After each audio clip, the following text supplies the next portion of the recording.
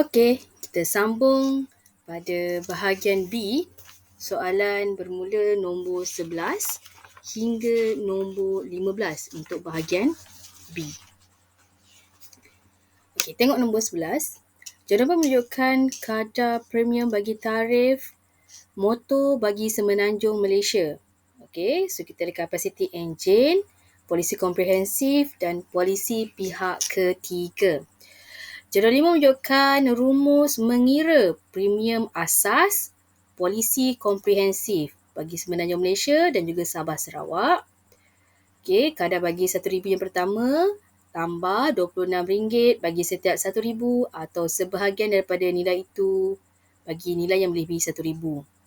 Soalan ni dibagi Semenanjung RM26 dan Sabah Sarawak RM20.30. Kebiasaannya soalan tak bagi. Jadi nilai ni perlu dihafal. Semenanjung Malaysia RM26, Sabah dan Sarawak RM20.30. Nilai ni RM26 dengan RM20.30 ni hafal. Biasa dia tak bagi. Okey, Encik Arjun tinggal di Perlis, jadi Semenanjung Malaysia. Dia ingin memperbaharui insurans keretanya dengan nilai muka RM85,000, kapasiti enjin 2,000cc dan nilai diskaun tanpa tuntutan NCD, non-claim discount.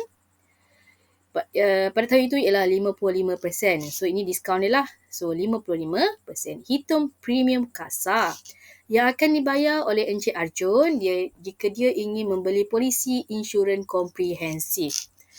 Okay, jadi kita tengok kat sini untuk kapasiti enjin 2,000cc. Okay, so kita tengok pada jadual pertama, kapasiti enjin tidak melebihi. Kita nak 2,000cc. Melebihi, tidak melebihi ni lah. Sebab kapasiti enjin dia 2,000cc. Dia nak polisi komprehensif, jadi nilai untuk RM1,000 pertama, kita ambil RM339.10. Untuk RM1,000 yang pertama. 300. So, kita ada premium. Premium asasnya. So, kita ada RM339.10. Kemudian kita tambah dengan, kemudian tengok harga keretanya berapa? RM85,000. Okay, RM85,000. Okay, senang. Kita dah tolak dengan RM1,000 yang pertama. 300 tadi tu, so dapat RM84,000. Kemudian nak senang, kita untuk setiap RM1,000, kita buang 3 titik belakang ni. Jadi RM84 ni kita darab dengan 26 sebab dia duduk dekat Semenanjung. So 84 darab dengan RM26. Jadi berapa premium asasnya? So kita ada RM339.10 tambah dengan 84 darab 26. Jadi 2,000 2531 2523 maafkan saya 2523.10 okay, lepas tu dia ada diskaun 55%. So NCD dia diskaun dia 55% daripada 2523.10. Jadi nilai ni tadi kita darab saja dengan 55 per dengan 100. Jadi diskaun dia 1387.71 lah kita bundarkan 1387.71 sen. Okey, kemudian maksudnya kita nak cari premium kasar dia adalah premium asas 2523.10 sen tolak dengan diskaun 1387.71.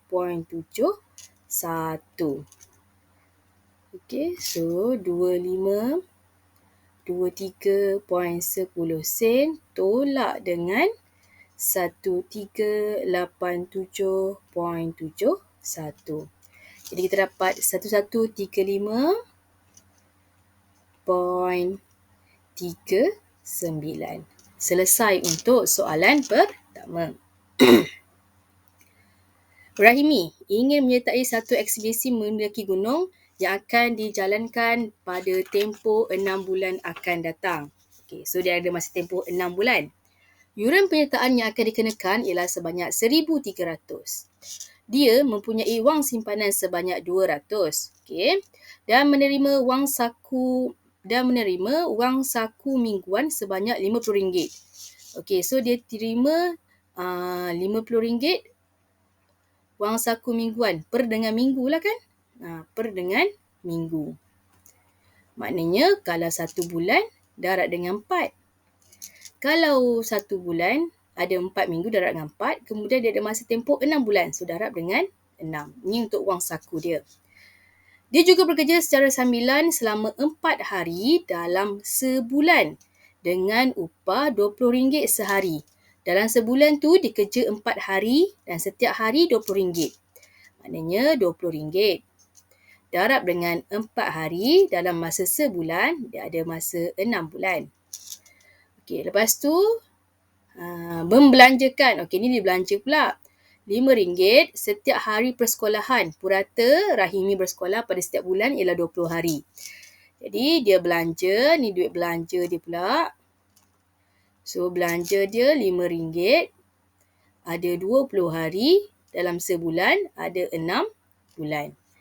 Jadi kita tengok sama ada dia cukup tak cukup nak dapatkan 1,300 untuk pergi ekspedisi mendaki gunung ni. Okey, so kita carilah ni. Berapa dapat semua ni. Jadi 50 darab dengan 4 darab dengan 6 akan dapat 1,200 untuk wang saku dia. Kemudian ada RM20 darab dengan 4 darab dengan 6. Akan dapat 480 duit gaji dia. Dan belanja harian pergi sekolah dia darab dengan 6. RM600. Jadi mula-mula dia ada wang simpanan 200. Wang simpanan 200. Dia punya wang saku dia 1,200. Tambah dengan gaji dia 480. Belanja dia pergi sekolah 600. Matlamat kita nak tengok dia cukup tak 1,300. 200 tambah dengan 1,200 tambah dengan 480 tolak dengan 600 dapat 1,280. Jadi cukup tak? Tak cukup. Okay, menggunakan langkah kerja pengiraan, tentukan sama ada Rahimi dapat mengumpul wang untuk membayar yuran ekspedisi tersebut. Jawab dulu soalan. So, tentukan sama ada Rahimi dapat mengumpul. Jawapannya ialah tidak dapat mengumpul. Tidak dapat mengumpul. RM 1,300. Dia masih kekurangan lagi RM RM20. Boleh tulis macam itulah jawapan dia. Alright. Soalan seterusnya. Okey, ini soalan graf gerakan. Soalan silibus bagi tingkatan 4. Yang ketujuh ialah graf jarak masa bagi pergerakan 2 buah motosikal. OGHJ merupakan motosikal Sami. Okey, kita labelkan lah. Ini untuk Sami dari Sungai Siput ke Taiping. So sini ini saya sebut ke Taiping. Manakala MGN ialah pergerakan motor Chen dari Taiping ke Sungai Siput. Kedua-duanya melalui laluan yang sama. Okey. Apa soalannya? Nyatakan tempoh masa dalam minit apabila motor Sami berhenti. Okey, ini graf jarak masa. Jadi masa dia berhenti ni Sami yang kat sini. Sinilah, ini masa dia berhenti. So masa akhir tolak masa awal. Jadi kat sini kita kira 50 tolak dengan 40. Jadi dapatlah 10 minit. Ni saya tulis kat sini. Tapi jawapan sepatutnya kena tulis dekat ruangan jawapan. Nyatakan jarak dalam kilometer dari Taiping apabila kedua mereka bertemu. Mana Taiping? Dekat sini Taiping. Dia bertemu di mana? Dekat sini dia bertemu. Garisan dia bersilang dekat sini. Jadi jarak dia dari sini ke tempat dia bertemu. Maknanya 50 tolak dengan 30. 50 tolak dengan 30, so dapat 20. Seterusnya B. Hitung laju dalam kilometer per jam. Tengok soalan tanya apa? Kilometer per jam. Motosikal Sami pada 50 minit yang terakhir. Dekat sini biasa pelajar salah. Sebab dia tak perasan unit dekat sini minit. Soalan tanya kilometer per jam. Dekat sini kalau kilometer dah okey. Sini dalam minit. 50 minit yang terakhir. Terakhirnya 100. Tolak 50. Dapat 50 dekat sini. Jadi dia tanya laju. Okey, macam kita tahu kita ada rumus yang ni. Jarak, laju dan masa. Kalau soalan tanya laju, kita tutup laju. Jadi jarak bahagi dengan masa. Jarak bahagi dengan masa. Jadi jarak akhir ialah 50. Tolak dengan jarak awal 30. Per dengan masa akhir 100. Tolak masa awal 50. Tapi ni berhati-hati, ni dalam minit. Apa nak buat? Per dengan 60 untuk tukar dia ke dalam jam. Jadi ni macam mana nak kira dalam kalkulator ni? Okey, 50 tolak 30 so dapat 20. Per dengan 100 tolak dengan 50 dapat 50. Kemudian per dengan 60. Pastikan ada kemahiran kalkulator yang baik lah. Apa nak buat? Tekan dulu nombor dekat bawah tu. 50 bahagi 60. Tekan sama dengan. Biarkan jawapan macam tu. Kemudian kita ambil nombor dekat atas iaitu 20. Bahagi dengan tekan answer. Sama dengan. So 24. Jadi jawapan dia ialah 24 km per jam. Selesai. Okey. Ni dah selesai. Jarak dalam kilometer motor Sami dari Taiping pada minit ke 62.5. 62.5. Sini 50. 62.5 dekat sini. 62.5. Jadi apa soalan tanya? Soalan tanya dekat sini. Sini berapa? Tapi daripada jarak Taiping ke sini. Okey, katakanlah dekat sini kita bagilah X kat sini. Kita bagi nilainya X. Jaraknya berapa tak tahu. Kalau kita tengok tadi, kita kira laju dekat sini 24. Kecerunan ini ialah 24. Jadi kecerunan pada titik ini juga adalah sama. 24. Jadi apa nak buat? Kita boleh kira dua titik ni macam tadi. Berpandukan dua titik ni. Boleh. Tak ada masalah. Maknanya kecerunan jarak ni samalah. Okey, so kita ambil kat sini. Jadi 50 tolak dengan X per dengan 100 tolak 62.5 per dengan 60 adalah sama dengan 24. Ni yang tadi kita kira. Okey. Jadi kat sini nak guna kalkulator pun boleh juga sebenarnya. Ni bahagi pergi sini jadi darab. Jadi macam mana nak kalkulator? Kita tekan macam ni. 100 tolak dengan 62.5. Tekan sama dengan. Bahagi dengan 60. Tekan sama dengan. Okey, so ni bawa sini jadi operasi darab. So darab dengan 24. So akan dapat 15. Jadi 50 tolak dengan X dapatlah 15. Jadi kalau kita nak tahu dulu X dulu. Jadi kat sini 50 tolak dengan 15 adalah sama dengan X. 50 tolak dengan 15 akan dapat 35. Sama dengan X. Jadi kita tahu nilai X kat sini ialah 35. Tapi soalan bukan tanya pada minit yang ni. Dia tanya daripada jarak Taiping ke sini. Jadi 50 tolak dengan 35. Okey, so jarak dia adalah sama dengan 50 tolak dengan 35. So, dapat 15. Sebab soalan tanya, jarak motosikal Sami dari Taiping. Dari Taiping ke sini, so 15 lah. Seterusnya, diberi laju purata Chen melebihi laju purata Sami sebanyak 10 km per jam. Hitung nilai T. Laju purata tu apa? Laju purata ialah jumlah jarak bahagi dengan jumlah masa.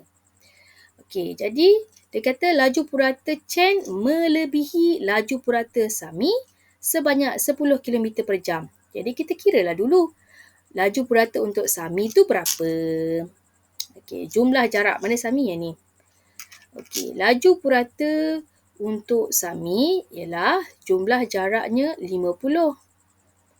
Bahagi dengan jumlah masa ialah 100. Tapi ingat, ni dalam minit. Kena bahagi dengan 60. Jadi, berapa laju purata untuk Sami ni? Jadi, kita kira bawah dulu pun boleh. 100 bahagi dengan 60. Tekan sama dengan, kemudian 50 bahagi dengan answer sama dengan 30. Maknanya, kalau Chen melebihi 10.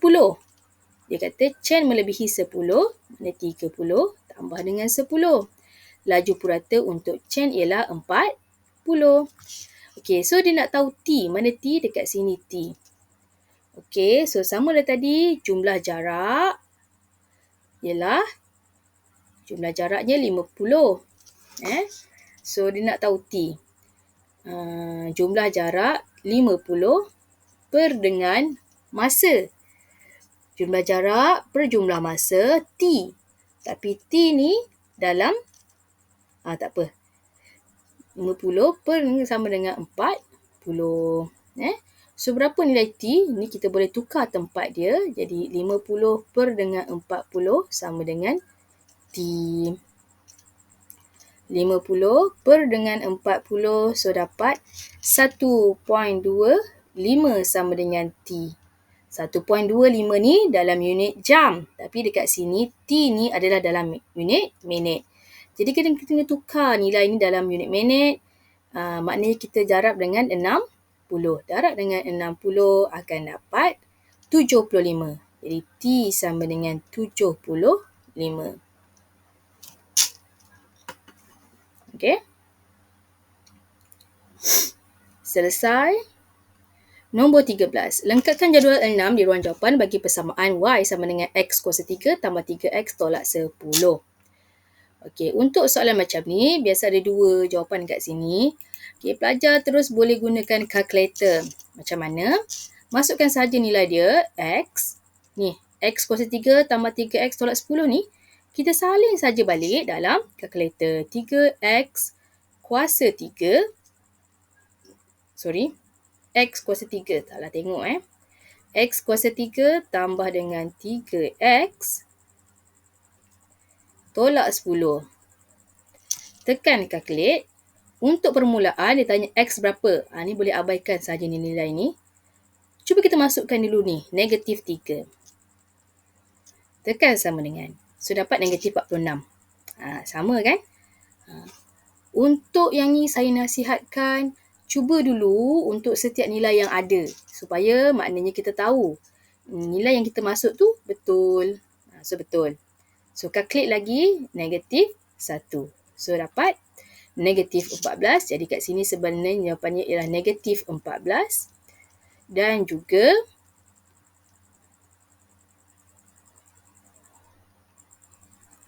calculate lagi 3. Tekan sama dengan 26. So, dapat 2 markah kat sini. Masukkan saja nilai. Tak perlu jalan kerja, tak payah. Nampak saja nilai, terus dapat markah. So, dia kata lengkapkan 2 markah dah pun dapat. Untuk ceraian soalan ini, gunakan kertas graf yang disediakan. Anda boleh menggunakan pembaris fleksibel. Menggunakan 2 cm kepada 1 unit pada paksi X. Paksi X kat sini. 2 cm 1 unit. Maksudnya dia guna sifir 1, 0, 1, 2. Dan 2 sen kepada 10 unit pada paksi Y. Jadi pada paksi Y sini guna 10, 20, 30 macam tu. Kita lengkapkanlah satu persatu. Jadi saya tunjukkan jawapannya macam mana. So jawapannya akan jadi macam ni. Alright. So apa soalan tanya seterusnya? Soalan tanya, dari nilai graf, nilai Y apabila X sama dengan 3.2. X 3.2. Okay, so mana 3.2? Sini 3. Sini 4. 3.2, 3.1, 3.2. Dekat sini 3.2. Apa nak buat nilai X 3.2? Kita unjurkan menggunakan pembaris. Mesti garisan tu lurus. Saya tak ada pembaris ni. Dah kena pada nilai dekat graf yang kita dah lukis ni. Unjurkan guna pembaris untuk ke nilai Y. Sini. Kemudian bacalah. Sini 30, 31, 32. Jadi 32 tu nak tulis jawapannya dekat mana? 32 jawapannya tulis dekat sini. Y dekat sini tulis 32. Okey, dia kata nilai X apabila Y negatif 20. Y pula negatif 20. Y negatif 20 dekat sini. Negatif 20. Kena kat sini, naik atas. Pastikan kena pada graf, kemudian naik ke atas. So, kita dapat negatif 1.567. Negatif 1.7. So, pada jawapan tulis negatif 1.7.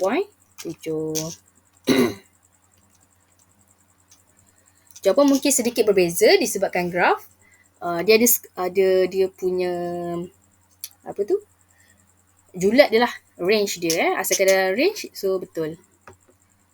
Okey, seterusnya soalan nombor 14. Rajah 8 menunjukkan 3 sisi 4 A, B, C, D dan 3 titik P, Q, R pada satu sata kartes. Nyatakan satu ciri yang menunjukkan sisi 4A dan B adalah kongruen. Kongruen ni bahasa dalam matematik. Dalam bahasa Melayu ianya adalah sama. A dan B ditanya satu ciri saja. Jadi kita boleh bagi tahu sama bentuk ataupun jawapan lain sama saiz A dan B. Titik P ialah imej bagi Q di bawah satu penjelmaan. Dia kata P ialah imej bagi Q di bawah satu penjelmaan. Jadi kita tengok sini bertentangan, kita tahu ini ialah pantulan. Jadi kita cari mana dia punya paksi pantulan. 1, 2, 3, 4, 5, 6. 6 bahagi 2, 3. 1, 2, 3. Jadi kat sini ialah paksi pantulan dia. Nyatakan koordinat imej bagi titik R di bawah penjelmaan yang sama. Jadi kita tengok penjelmaan dia kena pada paksi pantulan ada 1, 2, 3, 4. Kena pada paksi ni kita pantul balik 4. 1, 2, 3, 4. Jadi sini ialah R prime. Apakah koordinatnya? 4, 6. Jadi kita dapatlah jawapan untuk R prime ialah 4, 6. 4, 6. Tulis kat mana? Pada ruangan jawapan. Sisi 4C ialah imej. C ialah imej bagi sisi 4A. C ialah imej. So, labelkan imej bagi A. So, jadi A ini ialah objek. Okey, so apa-apa penjelmaan dia daripada objek pergi ke imej. Disebabkan dia sebut imej ni yang pertama, so ni yang pertamalah objek. Yang tak disebut ialah yang kedua, kemudian ini ialah yang ketiga. Okey, di bawah penjelmaan NM. Okey, kalau NM kita akan buat yang ke belakang dulu, kemudian baru yang depan. Dekat sini pun dia dah tolong susun lah.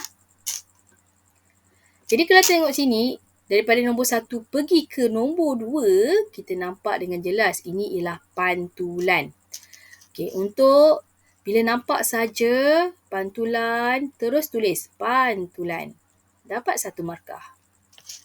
Pantulan. Untuk pantulan, kita kena tahu di mana paksi pantulan ataupun garis pantulan kat mana. Kita kira lah berapa kotak dia. 1, 2, 3, 4. Bahagi 2, 1, 2 sini. So garis ni, garis kena dekat Y, dekat nombor 6. So nomornya ialah pantulan pada garis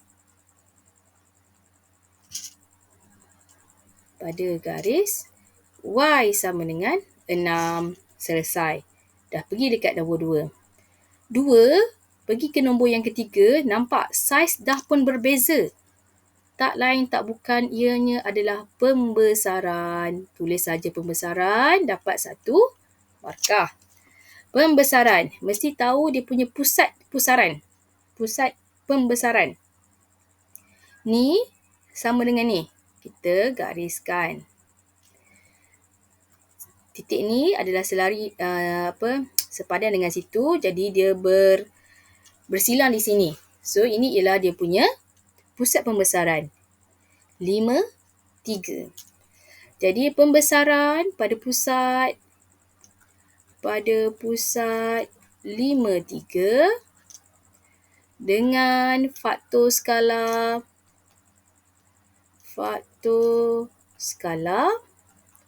sebab titik pembesaran tengah-tengah, jadi faktor skalanya negatif.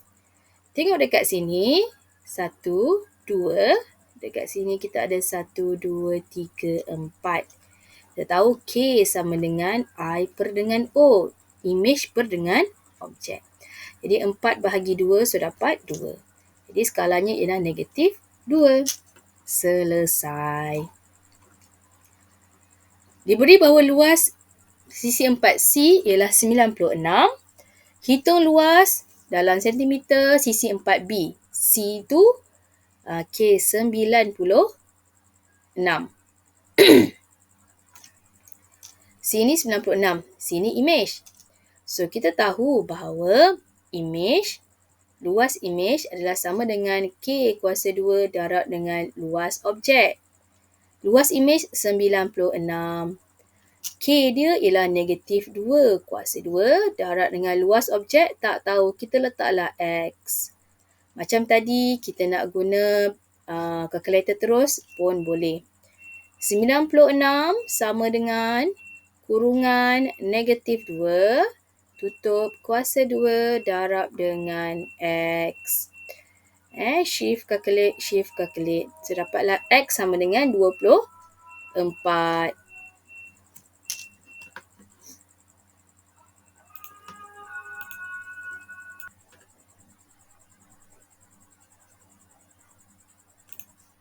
Okey, sambung untuk soalan nombor 15. Cara 7 menunjukkan taburan kekerapan laju sejumlah 80 kenderaan yang melalui lebuh AMJ. Memang soalan Melaka lah ni. Lebuh AMJ ni kat Melaka je ni. Nyatakan kelas mod. Okey, apa tu kelas mod? Mod kita tahu ialah kekerapan paling tinggi. Jadi kita tengok mana nilai kekerapan yang paling tinggi. Nilainya ialah 21. Kelas mod ambil sebelah ni. Jadi jawapannya ialah 90 hingga 99. Tulis pada ruangan jawapan 90 hingga 99. Berdasarkan jadual 7, lengkapkan jadual di ruang jawapan. Okey, lengkapkan. Okey, so kita ada kilometer juga kat sini. Sempadan atas, kita ambil saja had atas ni 59.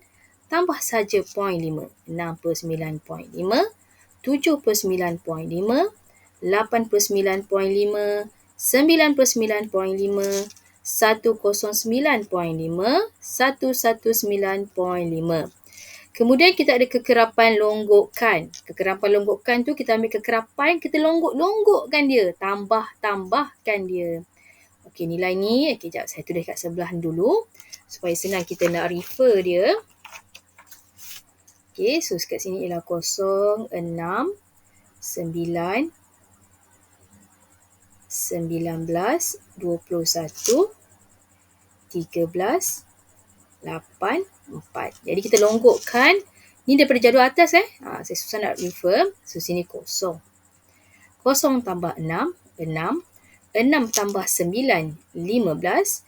15 tambah dengan 19, dapatlah 34. 34 tambah 21 dapatlah 55. 55 tambah 13, so dapat 68.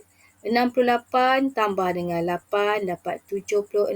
76 tambah 4 dapat 80. Selesai yang ni. Untuk ceraian soalan ini, gunakan kertas graf yang disediakan. Anda boleh menggunakan pembaris fleksibel. Dengan menggunakan skala 2 cm kepada 10 km pada paksi mengufuk, ini ialah paksi mengufuk. Dan 2 cm kepada 10 kenderaan pada paksi mencancang, ini ialah mencancang. Lukis ogive. Ogive. F kat belakang, nampak F kat belakang ni? Dia macam tu kan. Jadi ogive macam mana? Macam ni ogive. Nampak yang macam jalan raya. So, sini ialah jalan daripada KL pergi ke Shah Alam, kekerapan longgokan dan juga sempadan atas. Jadi sempadan atas kita dah cari tadi, kekerapan longgokan dan sempadan atas. Biasa kalau yang dia suruh cari ni, tak adanya sia-sia, memang ni lah yang kita nak cari.